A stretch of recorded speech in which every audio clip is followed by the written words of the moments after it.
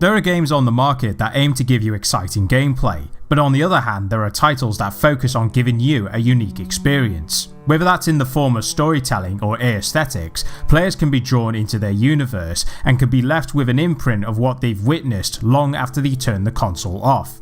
Journey was initially released for the PlayStation 3 and was critically acclaimed by critics and gamers alike. Developed by a team called ThatGameCompany, Journey is a simple game to pick up and play. However, underneath its simplicity, it's one of the most immersive indie titles that I've ever played. In Journey, you play as an unnamed figure, as it's your task to reach the beaming light on the top of the mountain within the distance. However, as you progress through the game, you'll uncover secrets in the environment that will reveal more about the game's world. Journey's story is told in a subtle manner, as there's no dialogue and voice acting to explain the plot, but it gives you visual clues of the characters and the world they inhabit. It's also subjective, which leaves it to your imagination and how you interpret the game's universe. Of course, the main objective is to reach the light on the top of the peak, but this game isn't called Journey for nothing. The controls are simple to comprehend, as you move your character with the left stick while the camera is operated with the right. Pressing the X button will allow you to fly for a short period of time, but this is at the cost of some of your magical scarf. However, as you progress further into the game, you can find orbs which can grow your scarf longer, and therefore be able to stay airborne for extended periods. Also, you can replenish your scarf by finding fabric floating in the environment, not to mention it's also used to solve some of the puzzles throughout the game. Journey can be played solo, but it does support multiplayer. Initially, I thought there wasn't going to be anyone online considering the game's age, but I was surprised there was 1 or 2 players still exploring the game's world. Furthermore, the multiplayer doesn't show both your and their gamertag, and while this may sound like a bad thing considering you have no idea who you're dealing with, but since the story is told in a subtle manner, this is actually a blessing in disguise.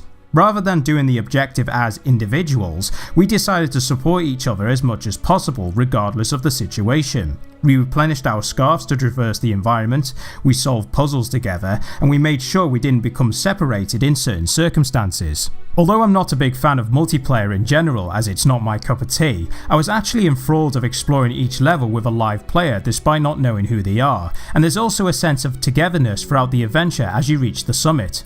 There are some challenges in our lives that we may struggle to overcome as individuals, and while independence is important to maintain our own identity and agendas, there are times when cooperating with others is not only a feasible solution, but also can be satisfying when you accomplish a goal as a team, whether it's in sport, business or politics.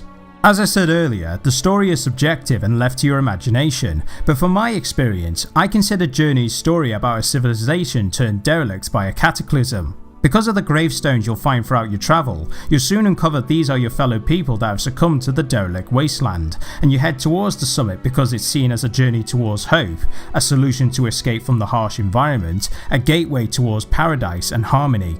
The visuals are beautiful, not just graphically but aesthetically, and it was able to keep itself at a smooth frame rate. Some games try and push for graphical fidelity, but suffer because the game's engine is unable to handle what's going on screen. Journey on the other hand doesn't have this problem due to the simplistic art style, and as such it doesn't inhibit the experience. The soundtrack was also carefully composed by American composer Austin Wintory, who also made the soundtrack for the developer's other game Flow. However, unlike other scores where they had separate themes for each environment and character, Journey's music mainly features cellos as Wintory wanted to create tracks that would reflect the player's adventure. Although there are some electronic beats that are scattered throughout, the music effectively pulls you into the game's world. Sadly, the game's greatest flaw is that it's very short, as it can be completed within 2 hours. Granted, there are secrets to find if you're one of those players who has the desire to look through every nook and cranny, but the short playtime could be seen as criminal for those who are after more content. Otherwise, Journey is a fantastic experience as it has beautiful visuals, a compelling story that's told in a subtle manner, and the soundtrack draws you into the game's world. However, if I had to recommend it, it would have to come down to preference and your own circumstances. This game may be short, but as the saying goes, it's all about the journey, not the destination.